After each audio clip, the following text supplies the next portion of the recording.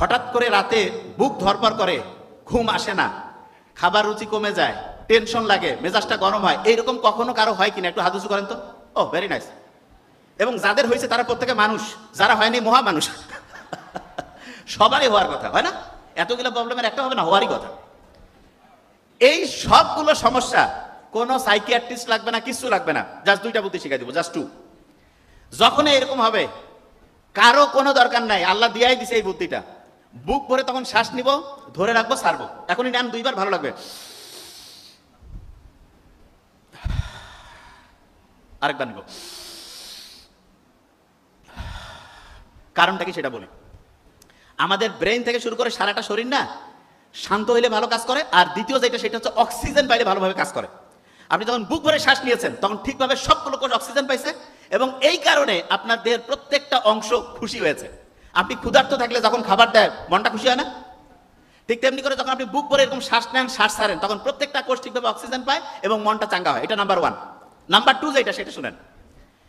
আল্লাহর রহমতে ঢাকা ইউনিভার্সিটির এখানে তো প্রচুর সবুজ গাছপালা, ক্যাম্পাসটা অসাধারণ। ডিপ্রেশনে আছে, অ্যাংজাইটিতে আছে, ঘুম হয় না, মেজাজ খিটখিটে, এইরকম লোকজনদের যখন ট্রিটমেন্টের জন্য আমাদের ডক্টরের কাছে আসে, আমরা তাদের যতগুলো ওষুধ দেই, সেই ওষুধগুলো একটা জিনিস করে কি, সেটা প্রধানত ব্রেইনের মধ্যে সেরোটোনিন বাড়ায় দেয়। কি বাড়ায় দেয়? সেরোটোনিন। ইংরেজি সেরোটোনিন বানানটা কি দিয়ে শুরু বলেন তো? এস। এস দিয়ে আছে না সান? একজন বলে দিয়েছে সান।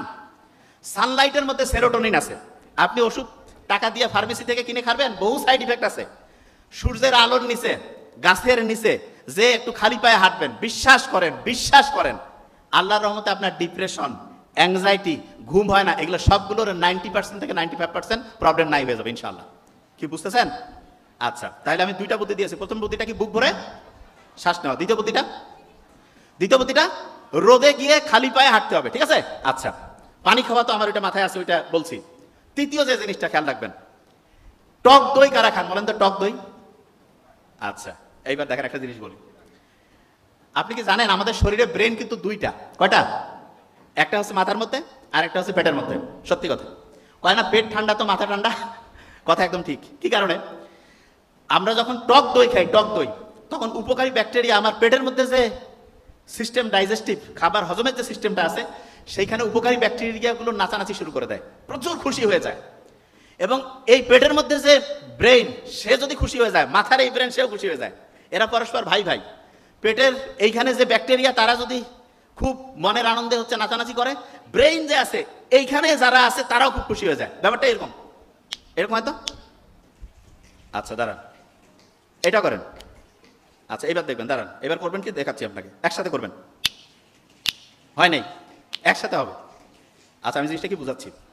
আপনি শুধু এইটা করলেন না, বা শুধু এইটা করলেন, যেটা হলো একসাথে যখন দুইটা করলেন, হলো না? এইটাকে বলে হচ্ছে রেজোনেন্স বলে। কি বলে বলেন? আচ্ছা সহজ করে বলি, বলেন তো আমাকে 10 আর 10 যোগ করলে কত হবে? 10-এর উপরে পাওয়ার দিলে যদি স্কোয়ার করি কত হবে? 100।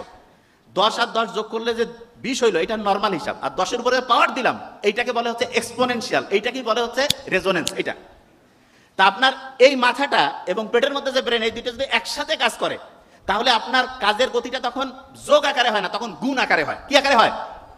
তাহলে আপনাকে যদি আমি বলি যে আপনি আপনার বেতন বাড়া, আপনার কাজের কোয়ালিটি বাড়ানো, পড়াশোনার গতি বাড়া, এটা যোগ আকারে চান না গুণ আকারে? কোনটা যাবেন?